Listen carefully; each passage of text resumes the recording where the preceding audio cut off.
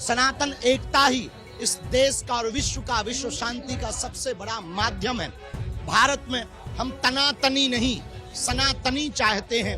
भारत में हम गजवाई हिंद नहीं, भगवाई हिंद चाहते हैं। मानो कोलकाता में महाकुंभ लग गया हो।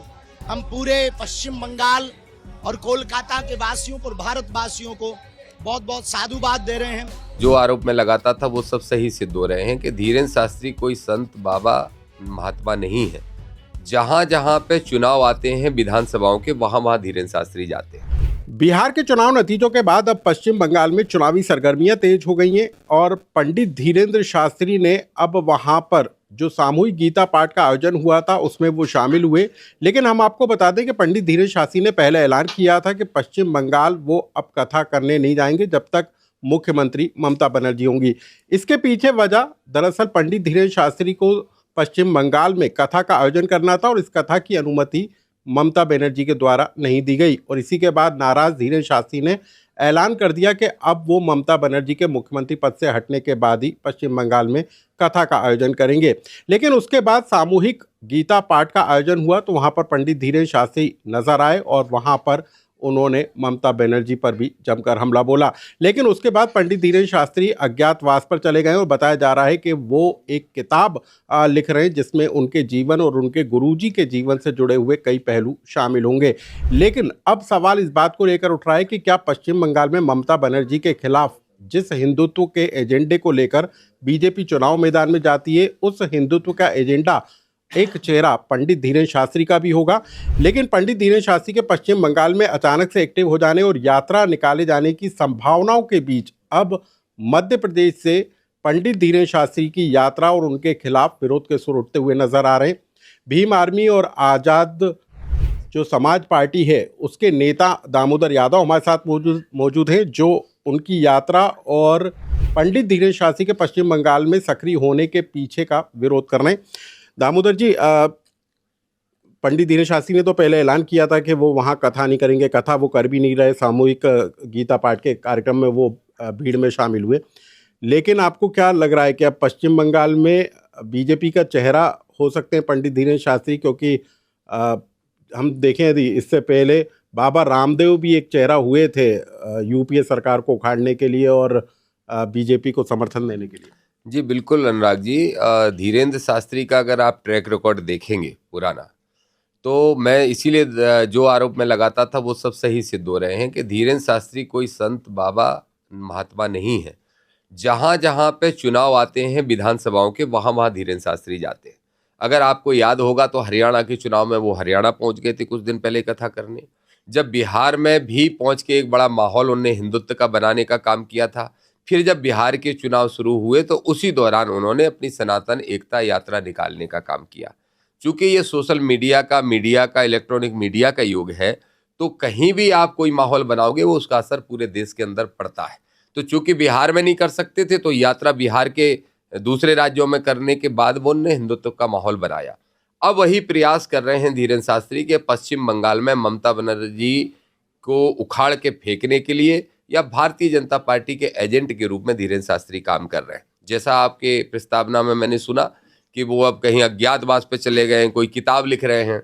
मैं कहूँगा धीरेन्द्र शास्त्री 6 महीने तक किताब लिखते रहो और पश्चिम बंगाल के चुनाव के पहले प्रकट नहीं हो तो मैं मान जाऊँगा कि आप बीजेपी के एजेंट नहीं हो, नहीं तो आप सत्ताधारी भाजपा के एजेंट हो और उसी के इशारों पर काम करने का काम कर रहे हो। हम ये स्पष्ट तौर पर कहते हैं कि जो उनका बेस है, जो उनका आधार है, जहां वो अर्चियां पर्चियां निकालने का काम करते हैं, हमारा प्रयास है कि इस मध्य प्रदेश में हम उनका असली चेहरा सामने लाएंगे।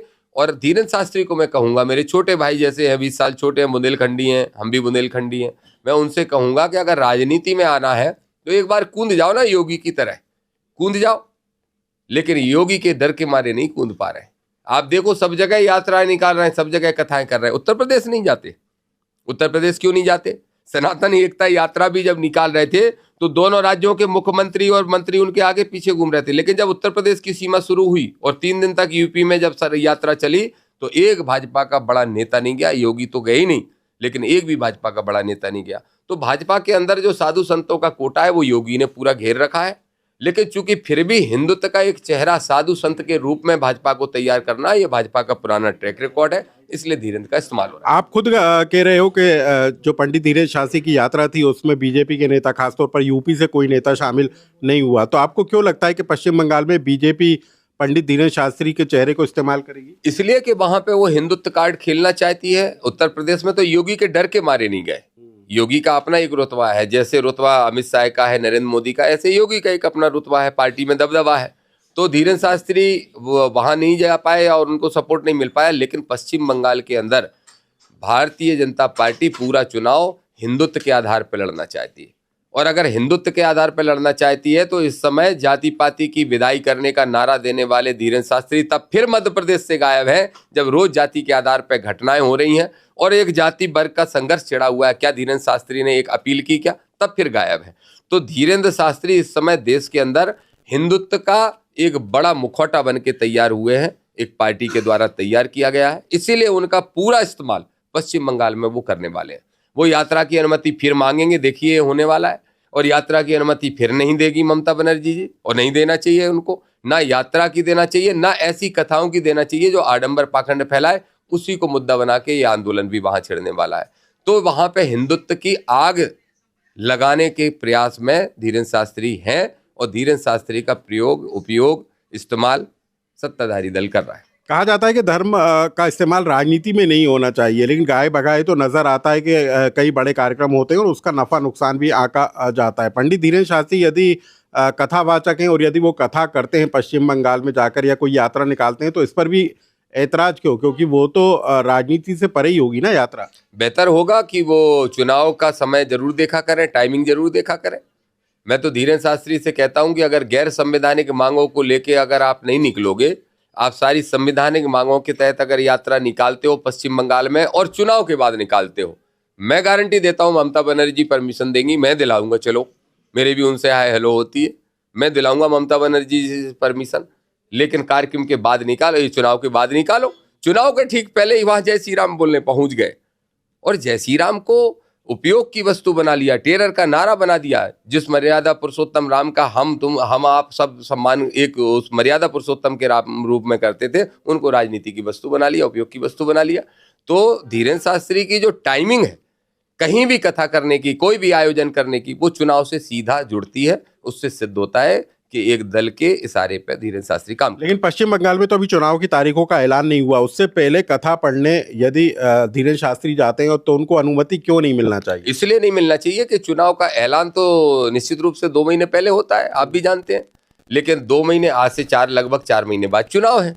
तो आज से जो माहौल तैयार किया जाएगा वो लगातार 2 महीने तक लगातार चलता रहेगा। अगर यात्रा की जाएगी तो यात्रा भी वो 1-आध महीने चला लेंगे और उसके बाद चुनाव घोषित हो जाएंगे।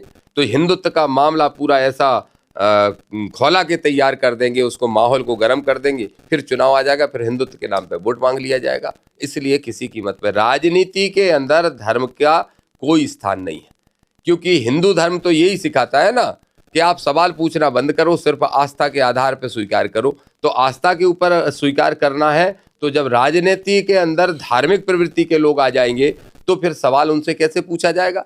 ये जरूरी है स्वस्थ लोकतंत्र के लिए कि नेताओं से सवाल पूछे जाएं, जरूरत पड़े तो उनके कुर्ते पकड़े जाएं। तो क्या कोई चोलाधारी का, क्या भगवा चोलाधारी का कुर्ता कोई पकड़ पाएगा क्या? इसलिए इस राजनीति से धर्म के लोगों दूर रहे। एक और आखिरी सवाल दामोदर जी, आप किस चीज की राजनीति कर रहे हैं? यानी कि क्योंकि आप हिंदुत्व, यदि हिंदुत्व की बात हो रही है और धीरेन्द्र शास्त्री बात कर रहे हैं तो आप उसका विरोध कर रहे हैं, तो क्या दामोदर यादव सिर्फ SC ST OBC की बात कर रहे हैं या पूरे हिंदू समाज की बात कर रहे हैं? दामोदर यादव मानवतावादी धर्म की बात कर रहा है। मैं ऐसा मानता हूं कि इस देश के अंदर, इस दुनिया के अंदर जितने भी धर्म हैं, उन धर्मों का अगर असली कोई सार है तो वो है मानवता। लेकिन कुछ लोगों ने धर्म का ठेकेदार बन के उन धर्मों को मॉडिफाई, अपने हिसाब से मॉडिफाइड कर लिया है, और वो इस देश के अंदर धर्म का इस्तेमाल अपनी जाति की श्रेष्ठता को सिद्ध करने के लिए और कम संख्या वालों का बहुसंख्यकों पर राज्य बनाने के लिए कर रहे हैं। इसलिए चाहे मैं हूं, चाहे भाई चंद्रशेखर आजाद जी हूं, हम सब इस बात का विरोध करते हैं। इस देश के अंदर जिसकी जितनी संख्या भारी, उसकी उतनी हिस्सेदारी होगी। हमारी लड़ाई सीधी सीधी है। हमारी लड़ाई ना किसी जाति से है, ना किसी वर्ग से है, ना किसी धर्म से है। कोई गैर संवैधानिक काम करेगा, कोई जातिवादी घटनाएं करेगा, तो हम उसके खिलाफ लड़ने के लिए तैयार हैं। तो चंद्रशेखर आजाद और दामोदर यादव का पश्चिम बंगाल में ममता बनर्जी के समर्थन में चुनाव प्रचार, ये निर्णय तो आदरणीय चंद्रशेखर आजाद जी लेंगे और पूरी हमारी कोर कमेटी जिसका मैं भी मेंबर हूं, जब वो बुलाएंगे तो हम लोग बैठ के निर्णय करेंगे कि वहां पार्टी को कितनी सीटों पर लड़ना है, कैसे लड़ना है। लेकिन एक बात जरूर है कि इस देश में संविधान को कौन खत्म करना चाहते हैं, वो खत्म करना चाहते हैं जो नागपुरिया कानून को लागू करते हों और इस देश में सरकार में बैठे हैं। किसी कीमत पे उनकी सरकार ना बने, ये हमारा प्रयास रहेगा। तो दामोदर यादव हैं, आजाद समाज पार्टी के नेता हैं, भीम आर्मी से जुड़े हुए हैं और अब वो इस बात का विरोध कर रहे हैं कि यदि पंडित धीरेन्द्र शास्त्री पश्चिम बंगाल में चुनावी माहौल के समय यदि कोई कार्यक्रम करते हैं तो उसका विरोध किया जाएगा। लोकमत के लिए भोपाल से अनुराग।